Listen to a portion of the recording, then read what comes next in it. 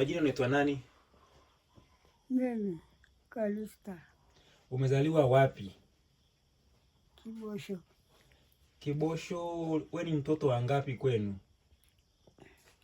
Kwa mamangu. Na baba yako? Si wale wamekwisha kufa. Sawa, wamekwisha kufa, lakini we ni mtoto wa ngapi? Ni wa mwisho, ni wa kwanza, ni wa pili? Mtoto wa mwisho. Ni mtoto wa mwisho. Kidachini umekaa tangu ukiwa mdogo mpaka sasa hivi? Ndio. Nasikia Kidachini zamani kulikuwa kuna wanyama wakali, simba, tembo. Mlikuwa mnapitaje sasa? Leo wasendi wanaona hizo, sisi hujaona hizo tembo. Hapana, simekuwa watoto. Fisi? Simekuwa watoto sisi. Aya.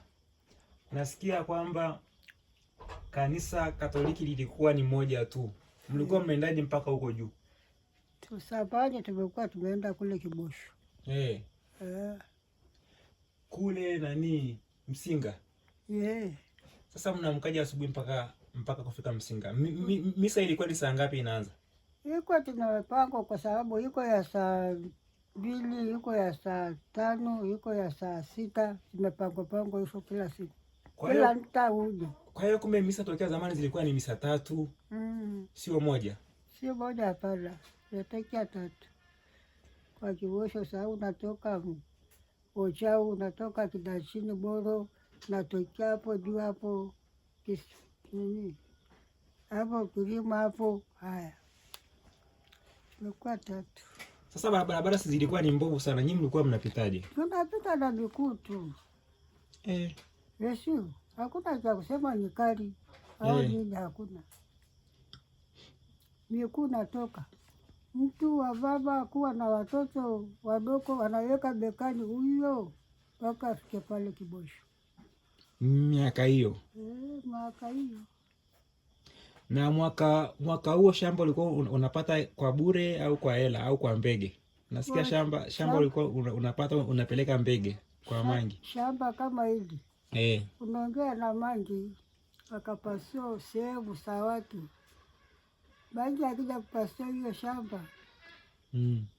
Wewe kama na kidogo unapeleka kwa mangi. Sasa wewe unapata shamba lako kama hili. Nakaa nalo. Watu wote ni hivyo hivyo. Wote ni hivyo hivyo.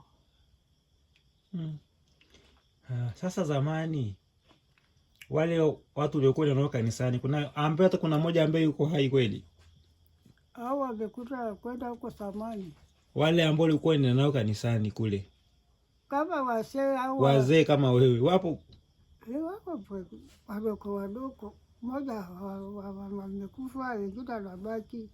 Kama nani ambaye yupo hapa kijijini? Hapa. Ambao ulikuwa unaenda kanisani? Watu wengi bana. Wengi kama kina nani? Maana sasa hivi wazee hawapo, mzee ni wewe tu. Hakuna bana. Kwa vikali hapo chini hapo. Watu ndio Fausta. Yupo?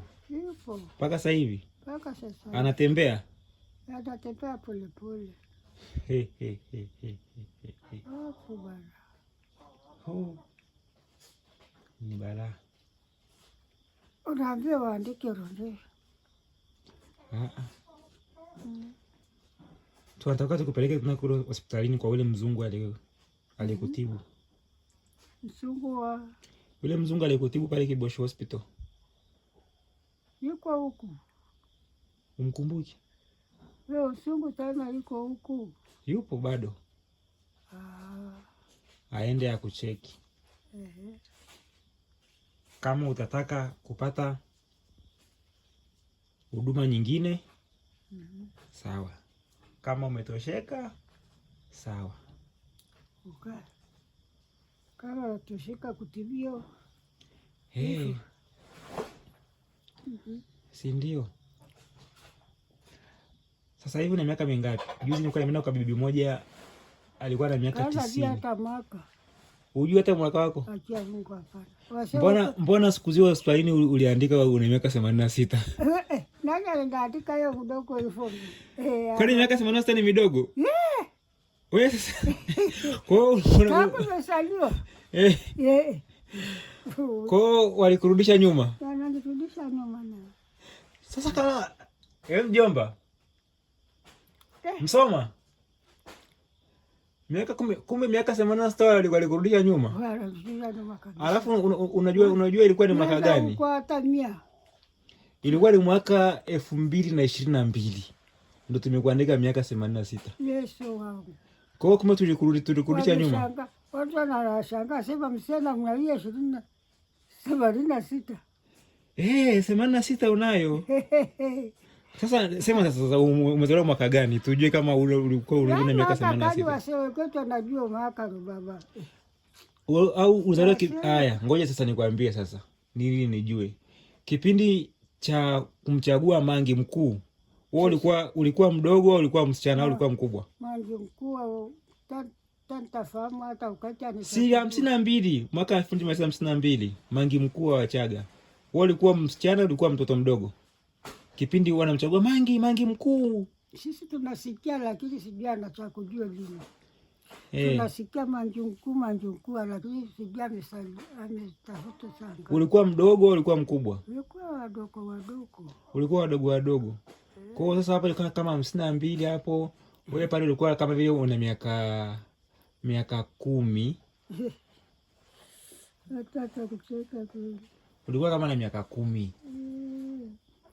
Miaka 10 au miaka 12. Kwa hiyo inawezekana umezaliwa 1938 au 1939.